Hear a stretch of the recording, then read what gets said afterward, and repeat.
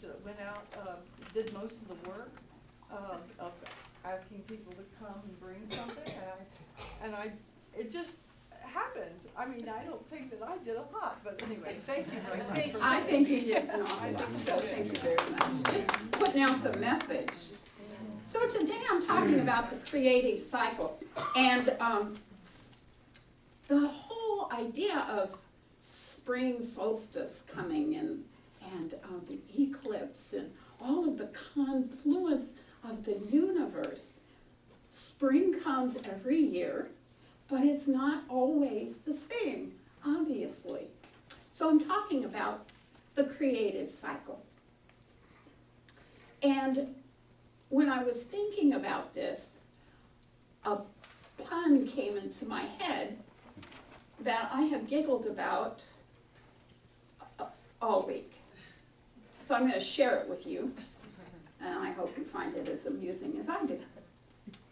My son Hale, before he moved to Las Vegas, decided that he needed to get in shape.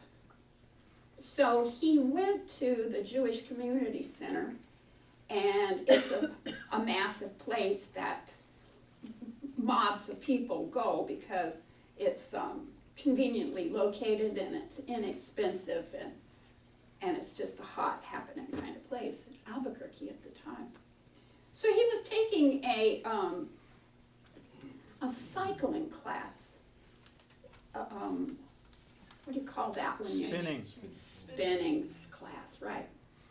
Right. So he was cycling on the spinning stable bicycles. And it was quite an intense class. And he was cycling, and he was cycling, and he was cycling, and the room was filled with people, and he was cycling, and suddenly his foot came out of the stirrup, and he fell, and as he was going down, he just reached up and he grabbed this woman that was next to him, pulled her down on top of him. She was irritated, and all of this ugly stuff came out of her mouth, and he was mortified with embarrassment. I mean, you know, really? I'm gonna fall off a stationary bicycle? None of us would have known about it, of course, if he hadn't bemoaned and told us about it. So he got himself back on the bicycle, and she was humpy, and you could just feel the anger that was emanating from her. And so the class ended. Now, reminding you there were mobs of people, he sat down to change his shoes and put his street clothes on, and there was a rush to go out the door. Somebody bumped into him, which caused him to bump into somebody else. Guess who? No kidding. So, I know him to be a gentle, loving soul. This woman had a whole different read on him. So things are not always what they appear. Hale is a kind, loving spirit. This woman, not so much thinking he was.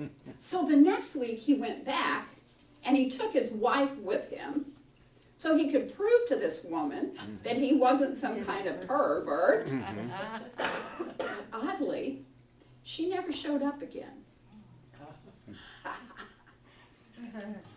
So, Mark Napo says this. I have to correct Mark. Nothing escapes the Creator's cycle. No plants, horses, trees, birds, or human beings. Not the life of the mind, not the life of the heart, not the life of the spirit. All living things emerge, gather, spark new life, fall apart, die, and emerge in new things. Each soul is a gust of God's breath unfolding in the great energy that surrounds us like an ever-moving stream. Isn't that a beautiful line? I'm going to read it again because I think it's gorgeous. Each soul is a gust of God's breath, unfolding in the great energy that surrounds us like an ever-moving stream. The goal is not to cheat death, but to live in the stream with a humility and aliveness that not only an acceptance of death can release, and an aliveness that only an acceptance of death can release. All things change. All things are created, and all things are deteriorating. We have no control over that. Helen Luke said this. She's an author and a Jungian psychologist and the founder of the Apple community. And she said, yours is to live it, not to reveal it. So as things are created, as things come together, and as they dissipate, it's not for us to figure it out. It's not for us to guess what it means. It is only for us to sink into the living of it. Ernest Holmes says, from the Ephesians verse 3, chapter 3, verse 20, he says this, world without end. This refers to the endless creation of the Almighty. Particular worlds will always begin and end, as do cabbages and kings. But creation itself, the necessity of God's manifesting itself in time and space, will never end. If creation could end, then God would end. And this is unthinkable. It follows that world without end, or worlds without end, are necessary to the expression of spirit. And so, it is ours to express spirit. It's not ours to figure it out, but it is ours to sink into the living of it, to the being of it. We don't have to figure it all out, because we never could.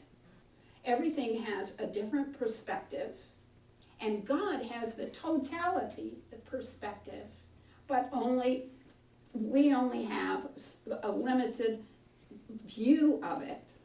So just like I have a view of Hale, my son, being a lovely, sweet, gentle spirit, that woman who he fell into has a different perspective. She has a different perspective of him, and probably she has an entirely different perspective of the world. Her belief system is outpictured in the events of some strange fellow attacking her in a spin class. And that's going to show up for her in every area of her life. Now, I have a theory that everything that happens is not necessarily for our benefit. And that means that when Hale fell into her, that was nothing about him really. It was an outpicturing of her belief. And we're here often to satisfy the spiritual expression of the divine, to play our part in someone else's theater. And so for us to labor over a deep understanding of what's what is unnecessary. He doesn't have to figure out why he fell into that woman, because that's not his lesson necessarily. He was not negatively changed or negatively affected except by his embarrassment. And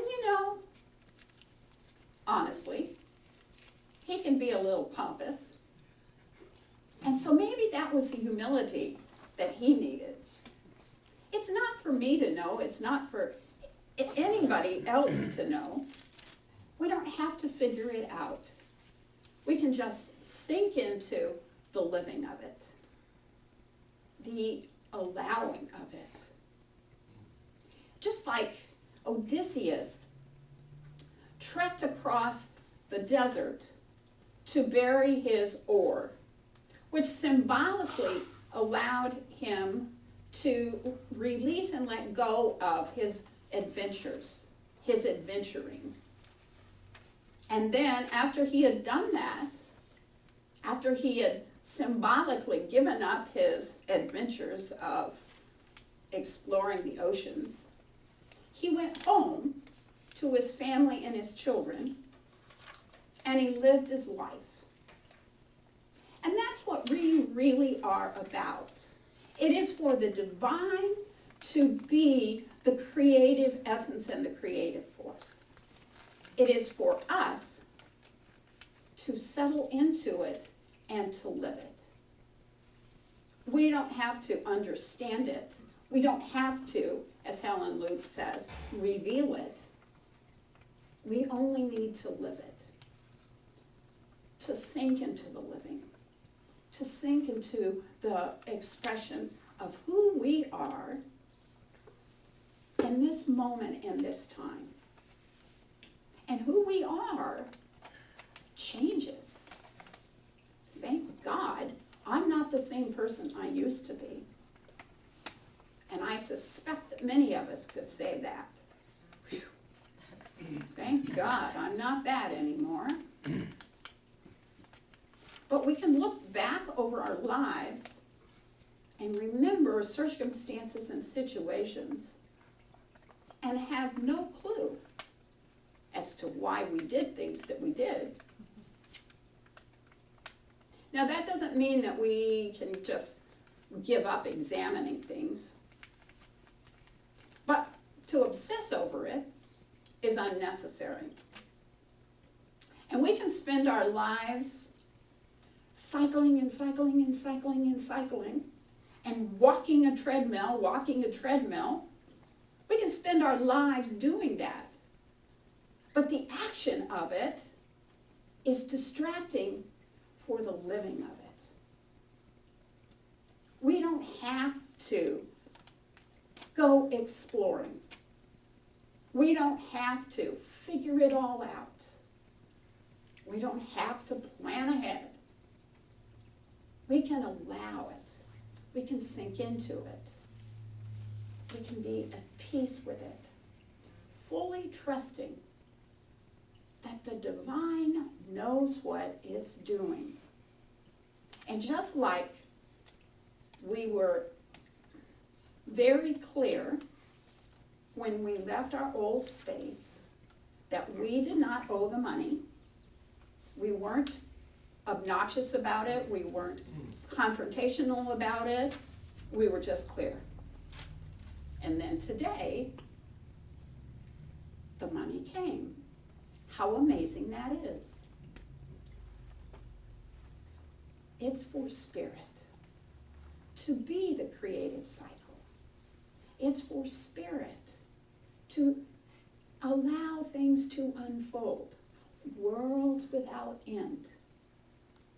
Worlds without end. It will never be the same. I don't know who said it, but Socrates perhaps, that we never stand in the same river twice. Things flow and things change. And it's not for us to define the river. It's not for us to identify the rocks. It is for us to sink into the journey and to flow with it. Worlds without end. Things always changing. And we can't grab hold of it all. It's as if we get a sack of puzzle pieces and we never know what the final picture is going to be.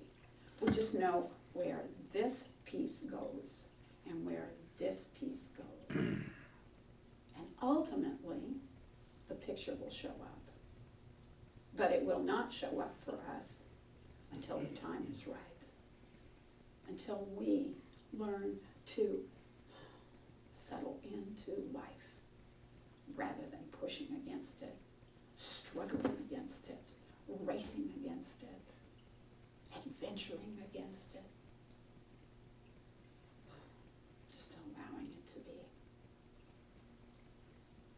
So for this new spring, I would encourage you to allow yourself to enjoy it, to enjoy the glorious flowers that are springing up, the trees that are blooming, and knowing that they come together.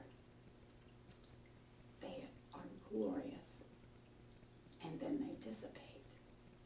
And next year, spring will come yet again, and each flower will be different. Each day will be filled with the beauty of the day. And rather than living next week, living next year, just allowing yourself to sink into this day, this moment, this time, and to smell these flowers today. So that's what I have to share with you. I love each one of you. Namaste. So I would invite the practitioners to stand with me and hold the consciousness as we have our prayer.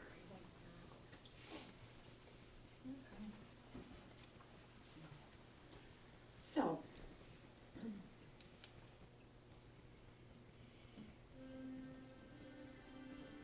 I allow myself to be in this moment, to sink in this moment.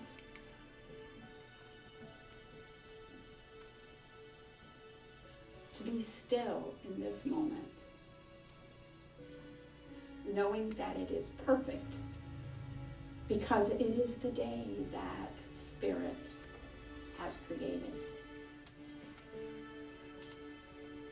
There's nothing that I need to discover to appreciate it.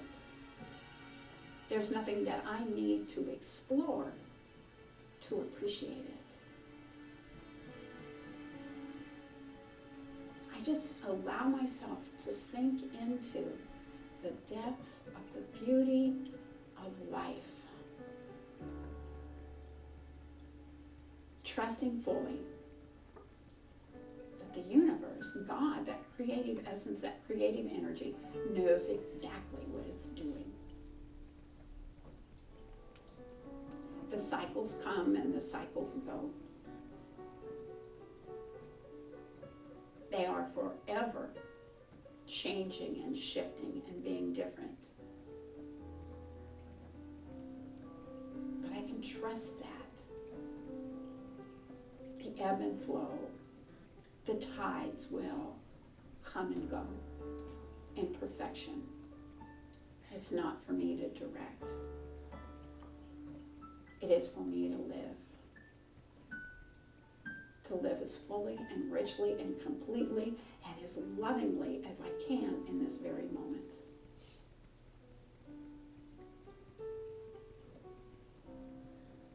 So I'm grateful for it. I'm grateful for all the vigor and the vitality, the love and the peace and the harmony, the joy, as well as the challenges, the difficulties. Knowing fully that it all is flowing together from the wisdom of Spirit. It is all good, no matter how I judge it.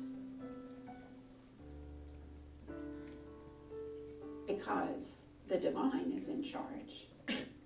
The divine is creating.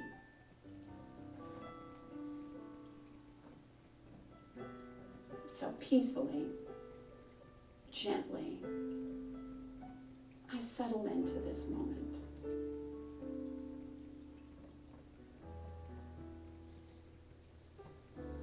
I allow the good to bubble up.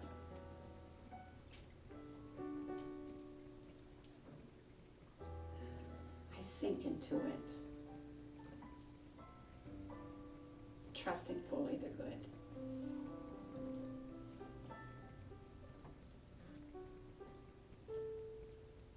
I allow Spirit, the wisdom of Spirit, the divine, the universal. I don't try to second guess it. I don't try to direct it or control it. I just allow.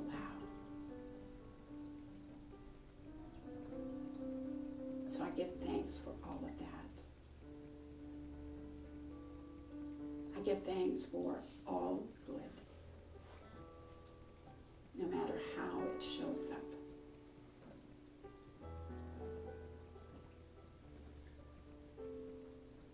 So I invite you to join with me as we celebrate that creative essence, the creative cycle, by claiming it for ourselves and by saying,